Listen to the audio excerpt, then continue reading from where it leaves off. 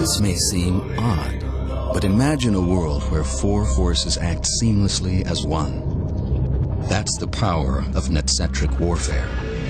One Navy, one Air Force, one Marines, one Army, one force. Northrop Grumman, defining the future.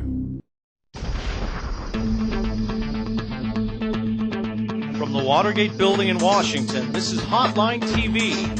Now here are Hotline editors Chuck Todd and John Mercurio. Sometimes even we forget to promote ourselves. Hi everyone, I'm John Mercurio. And I'm Chuck Todd. Welcome to Hotline TV. Last week got a little crazy on us. So crazy. And we forgot to point out some key numbers in our very own Diageo Hotline poll. In fact, the only poll that matters. John, just a month ago until the election, what did the poll tell you about sort of the battle for control? Well, I think it's interesting. That poll was extremely interesting, very valid. It took place and was conducted before the Mark Foley bombshell. There really is sort of, we live in a pre-MF world, pre-MAF 5-4 world, and this is sort of a post-MAF 5-4 mentality.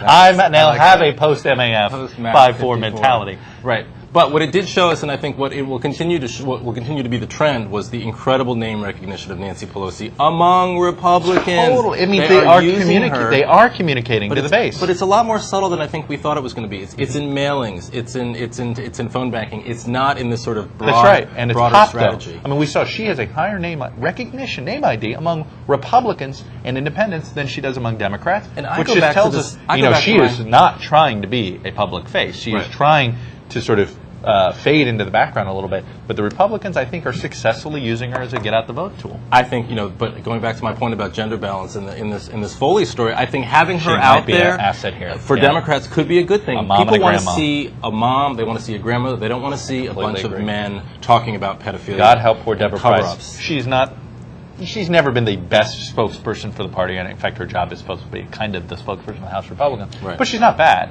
Problem is, she's in a ridiculously tight race. The last thing she wants to be is the official mouthpiece for the Republicans on MAF 5-4. They really could use her. But they really could use her. They need to put up Ann Northrop also in a potentially tough race. And, or Heather Wilson also in a tough race. All the women they have some good, put up there. Some good, tough women who look like Mary Bono. I mean, we're going to see Mary Bono out there in the next couple of days. Is she a mom? Is she a mom that relates to everyday? I know, but does she relate to everyday moms on stuff like this? I'm not sure.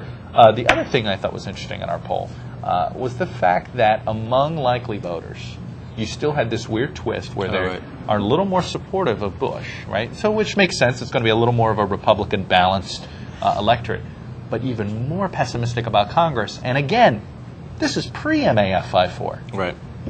Wow. Right. I mean, this is an electorate that's already not pleased with Congress's job rating.